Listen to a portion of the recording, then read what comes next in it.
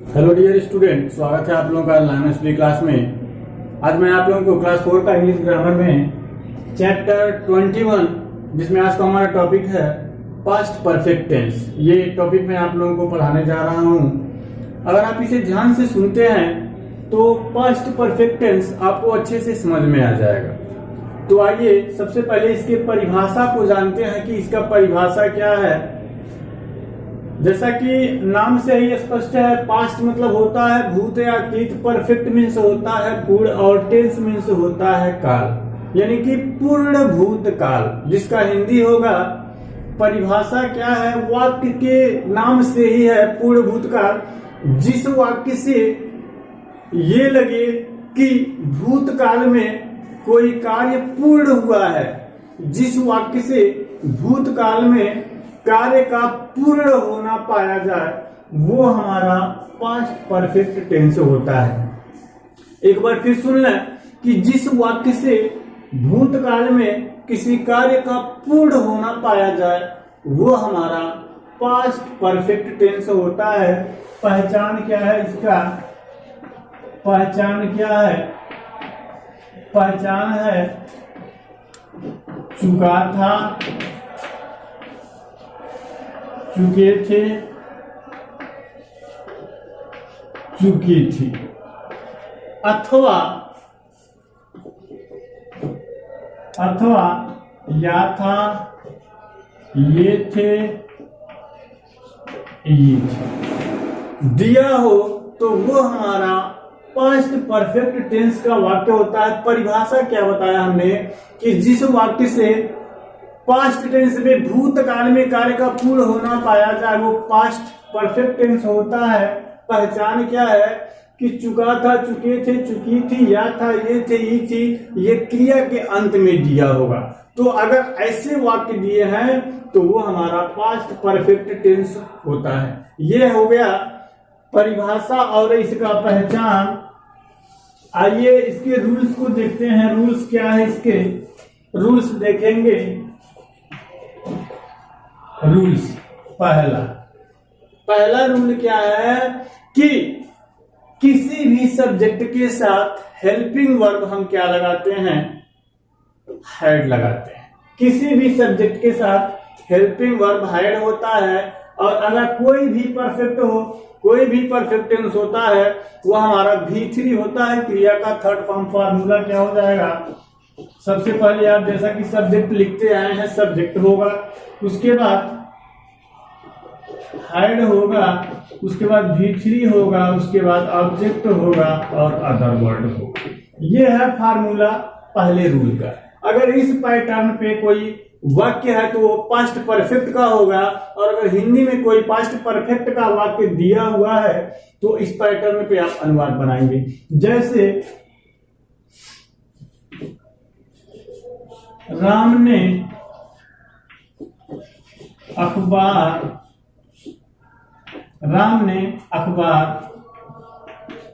पढ़ा था। दूसरा, राम विद्यालय जा चुका था। देखें, हमने दो वाक्य लिखा हुआ है।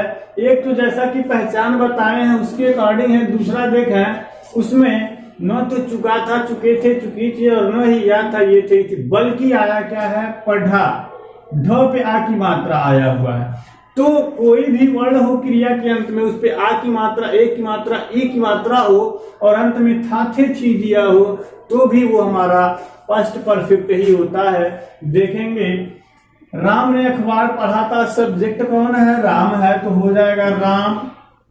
उसके बाद है थर्ड फॉर्म लिखेंगे, रेड क्या? The newspaper.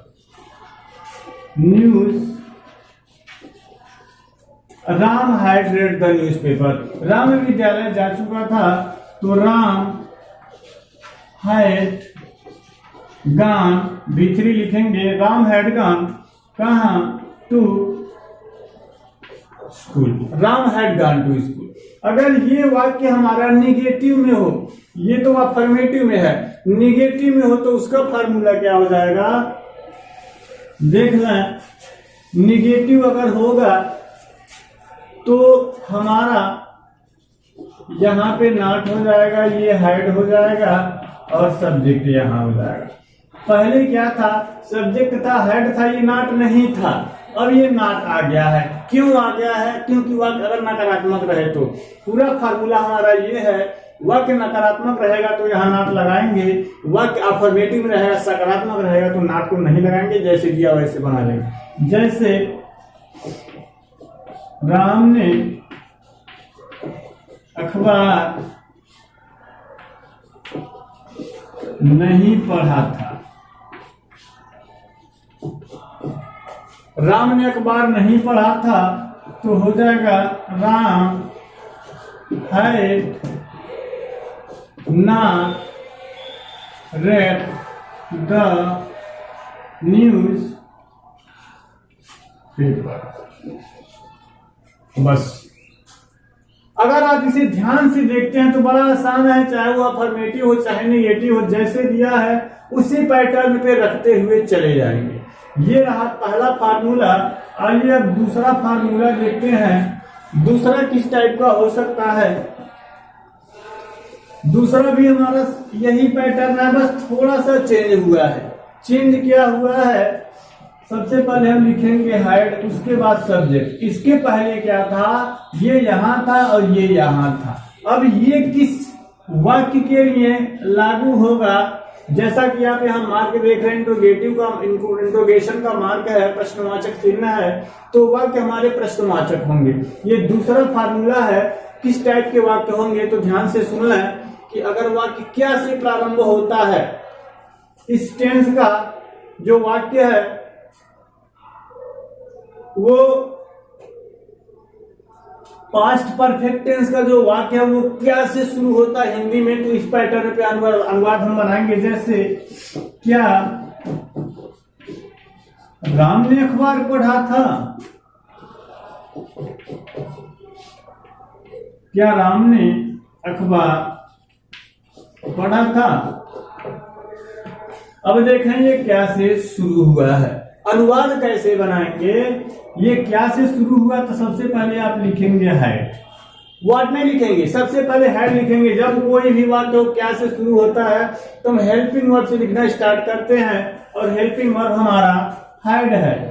हेल्पिंग वर्ब क्या हमारा? हैड है। हैड, उसके बाद हैड राम। देखिए इस वाक्य में नहीं दिया है, नहीं दिया है। अगर नहीं रहता है तो नहीं लिखेंगे, रहेगा तो यहीं पर लिखेंगे, उसके बाद आगे बढ़ेंगे। नहीं दिया तो नहीं लिखेंगे, आगे बढ़ जाएंगे। भीतरी क्या है? Red. Had Ram read the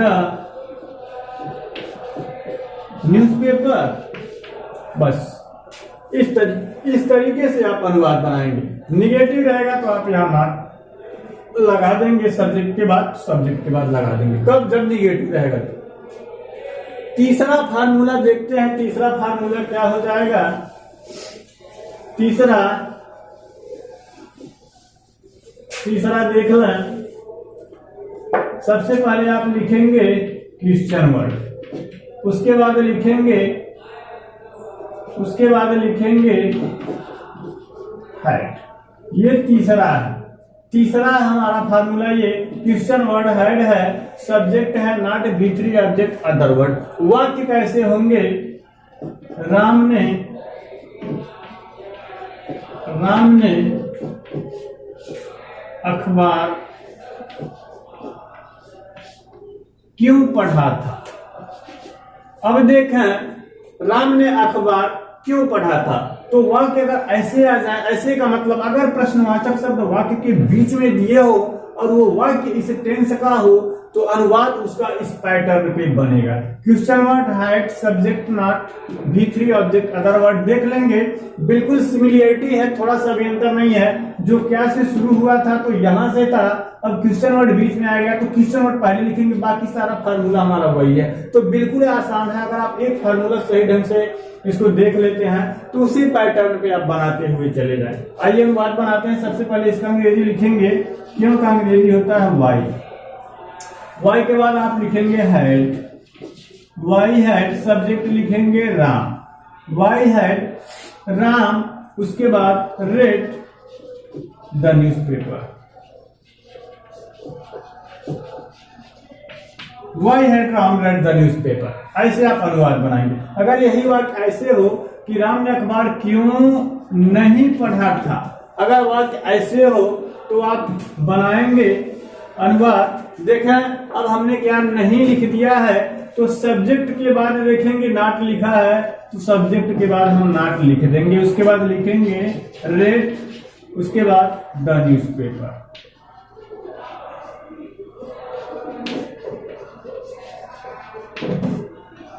तो इस तरीके से आप अनुवाद बनाएंगे। बड़ा आसान है। अगर आप इसे एक बार ध्यान से देख लेते हैं तो आप आसानी से पास्ट परफेक्ट टेंस का अनुवाद बना सकते हैं। और अगर रूल्स आपको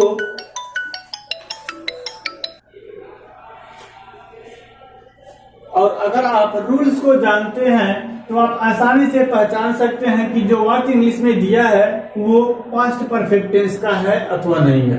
तो हम उम्मीद करते हैं ये टॉपिक आपको समझ में आया होगा, पास्ट परफेक्ट टेंस। अगर कहीं कोई दिक्कत हो तो आप इस वीडियो को पुनः देख सकते हैं। Thanks for watching.